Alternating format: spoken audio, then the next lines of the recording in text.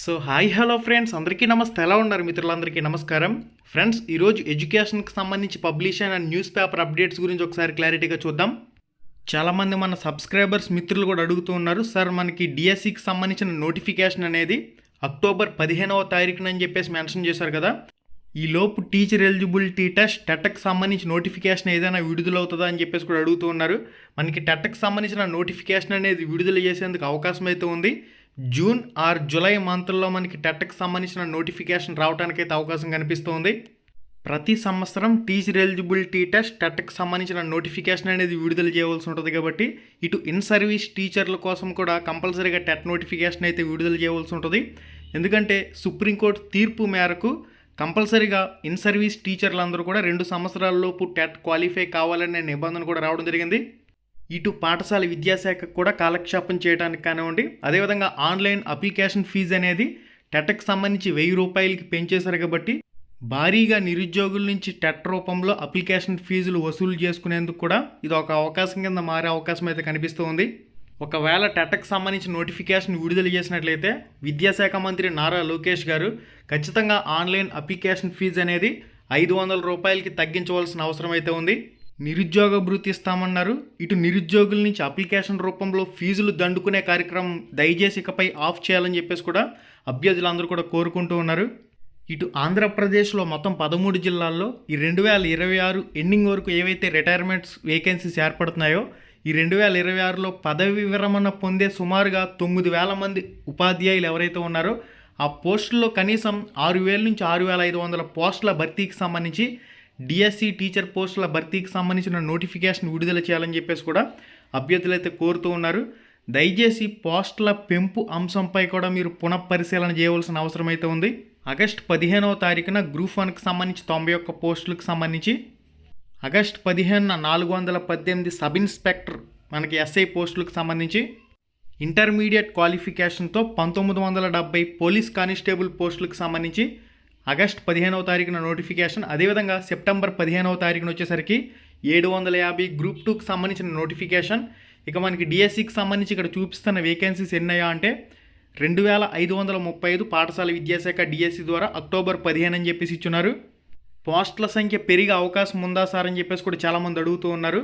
DSC అభ్యర్థులందరూ కూడా ఒక మాటపై ఉండి విద్యాశాఖ మంత్రి నారా లోకేష్ గారి దృష్టికి ఈ విషయాన్ని తీసుకువెళ్ళి విద్యాశాఖ మంత్రిపై ఒత్తిడి తీసుకొచ్చినట్లయితే అప్పుడు మనకి పోస్టుల సంఖ్య పెంచడం అనేది విద్యాశాఖ మంత్రి గారి నిర్ణయంపై ఆధారపడి ఉంటుంది. విద్యాశాఖ మంత్రి గారు సానుకూలంగా స్పందించినట్లయితే పోస్టుల సంఖ్య పెరిగే అవకాశం కూడా లేకపోలేదు.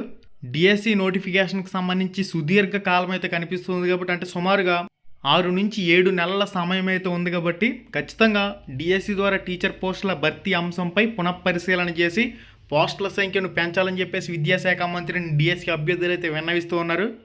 వీళ్ళు ఇచ్చే అరాకొరా పోస్టులకు సంబంధించి మళ్ళీ టీచర్ ఎలిజిబిలిటీ టెస్ట్ టెట్కి సంబంధించిన నోటిఫికేషన్ అంటూ నిరుద్యోగ అభ్యర్థుల నుంచి 1000 రూపాయల ఆన్లైన్ అప్లికేషన్ ఫీజు వసూలు చేసేందుకు టెట్ నోటిఫికేషన్ ఇచ్చినట్లయితే అభ్యర్థుల నుంచి తిరుగుబాటు వచ్చే అవకాశం కూడా ఉంటుంది. కనుక ఖచ్చితంగా పోస్టుల సంఖ్యను పెంచే అంశంపై కూడా విద్యాశాఖ మంత్రి పునఃపరిశీలన చేసి ఉన్న ఖాళీలను భర్తీ చేయవలసిన అవసరం అయితే ఉంది. 2026లో రిటైర్ అయిన వేకెన్సీస్ అన్ని భర్తీ చేసినట్లయితే సుమారుగా 6,000 నుంచి 6,500 పోస్టులకు సంబంధించి సునాయాసంగా నోటిఫికేషన్ విడుదల చేసేందుకు అవకాశం అయితే ఉంది. ఈ అంశాన్ని విద్యాశాఖ మంత్రి నారా లోకేష్ దృష్టికి తీసుకువెళ్ళి ఆయనపై ఒత్తిడి తీసుకొచ్చినట్లయితే ఖచ్చితంగా పోస్టుల సంఖ్య పెంచే అవకాశం కూడా కనిపిస్తుంది. కాబట్టి అభ్యర్థులందరూ కూడా ప్రిపరేషన్పై కాన్సన్ట్రేషన్ చేయండి. ఎవరైతే టెట్ నోటిఫికేషన్ వస్తుందా అని చెప్పేసి అడుగుతూ ఉన్నారో టెట్కి సంబంధించిన నోటిఫికేషన్ వచ్చినట్లయితే జూన్ లేదా జూలై నెలల్లో టెట్కి సంబంధించిన నోటిఫికేషన్కి సంబంధిచిన డేటా వచ్చే అవకాశం అయితే ఉంటుంది. ఇప్పటికి ఎటువంటి అఫీషియల్ స్టేట్మెంట్ అయితే లేదు. ఏదైనా స్టేట్మెంట్ వచ్చినట్లయితే తప్పకుండా మీకు అయితే తెలియచేయడం జరుగుతుంది. ఇన్ సర్వీస్ టీచర్ల కోసమైనా సుప్రీంకోర్టు తీర్పు మేరకు టెట్ అనేది కంపల్సరీగా నిర్వహించడం అనేది అనివార్యంగా మారుతుంది కాబట్టి జూన్ జూలైలో టెట్కి సంబంధించిన నోటిఫికేషన్ అనేది ఎక్స్పెక్ట్ చేయొచ్చు. పోస్టులు లేని డిఎస్సి ఎందుకు సార్, టెట్లు ఎన్నిసార్లు రాస్తామని చెప్పేసి కూడా అభ్యర్థులు ఆగ్రహంతో ఉన్నారు. మరి విద్యాశాఖ మంత్రి గారు ఏ విధంగా దీన్ని ముందుకు తీసుకువెళ్తారనేది చూడాలి. మరింత అప్డేట్ ఇన్ఫర్మేషన్ ఏది వచ్చినా కానీ తప్పకుండా మీకు అయితే తెలియచేయడం జరుగుతుంది. ఎవరికైతే ఛాన్స్ ఉందో కంపల్సరీగా డిఎడ్ కోర్స్ చేసిన వాళ్ళు, బిఎడ్ కోర్స్ చేసిన వాళ్ళు ఇటు కానిస్టేబుల్కి సంబంధించి కానీ, ఎస్ఐకి సంబంధించి కానీ, గ్రూప్ 2కి సంబంధించి కానీ, గ్రూప్ 1కి సంబంధించి కానీ, ఇక్కడ కానిస్టేబుల్ పోస్టులకి అయితే ఇంటర్మీడియట్ ఎడ్యుకేషన్ క్వాలిఫికేషన్ ఉంటుంది. ఏపీపీఎస్సీ ఆంధ్రప్రదేశ్ పబ్లిక్ సర్వీస్ కమిషన్కి సంబంధించి గ్రూప్ 1కి సంబంధించి 91 పోస్టులు, గ్రూప్ 2కి సంబంధించి 750 పోస్టులు అయితే చూపిస్తూ ఉన్నారు. దీనికి సంబంధించి డిగ్రీ లేదా బీటెక్ ఎవరైతే క్వాలిఫై అయ్యారో వాళ్ళందరూ కూడా అప్లై చేసే అవకాశం అయితే ఉంటుంది. వీటిపైన కూడా మీరు ఆల్టర్నేట్ చూడవలసిన అవసరం అయితే ఉంది. పోలీస్ కానిస్టేబుల్కి సంబంధించిన ప్రిలిమినరీ ఎగ్జామ్ అనేది 200 మార్కులు జరుగుతుంది. 200 మార్కులకి జరిగిన ఎగ్జామ్లో ఓసీ క్యాండిడేట్లు అయితే 80 మార్కులు తెచ్చుకోవాల్సి ఉంటుంది. బీసీ క్యాండిడేట్లు అయితే 70 మార్కులు తెచ్చుకోవాల్సి ఉంటుంది. ఎస్సీ ఎస్టీ క్యాండిడేట్లు 60 మార్కులు తెచ్చుకోవాల్సి ఉంటుంది. ప్రిలిమ్స్ క్వాలిఫై అయినట్లయితే కొంచెం ఈవెంట్స్కి మీరు కష్టపడినట్లయితే మెయిన్స్కి సంబంధించి 3 నెలల గట్టి ప్రిపరేషన్ ఉన్నట్లయితే అక్కడ కానిస్టేబుల్ అనేది క్రాక్ చేసే అవకాశం కూడా కనిపిస్తూ ఉంది ఇంటర్ క్వాలిఫికేషన్తో. దీనిపైన కూడా మీరు కాన్సన్ట్రేషన్ చేయవలసిన అవసరం అయితే ఉంది.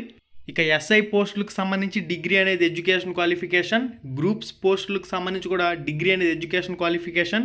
డిగ్రీ క్వాలిఫికేషన్తో మనకి ఇక్కడ చాలా నోటిఫికేషన్లు ఉన్నాయి కాబట్టి ఫర్దర్గా వాటికి సంబంధించిన అప్డేట్స్ కూడా మన ఛానల్లో పోస్ట్ చేయడం జరుగుతుంది. డిఎస్సి పోస్టుల సంఖ్య పెంచాలనే అంశానికి సంబంధించి కూడా విద్యాశాఖ మంత్రి దృష్టికి ప్రతి ఒక్కరు ఈ అంశాన్ని తీసుకువెళ్ళవలసిన బాధ్యత మీపై ఉంది. ఓకే, మళ్ళీ వీడియోలో మళ్ళీ కలుసుకుందాం. శుభం, ధన్యవాదాలు.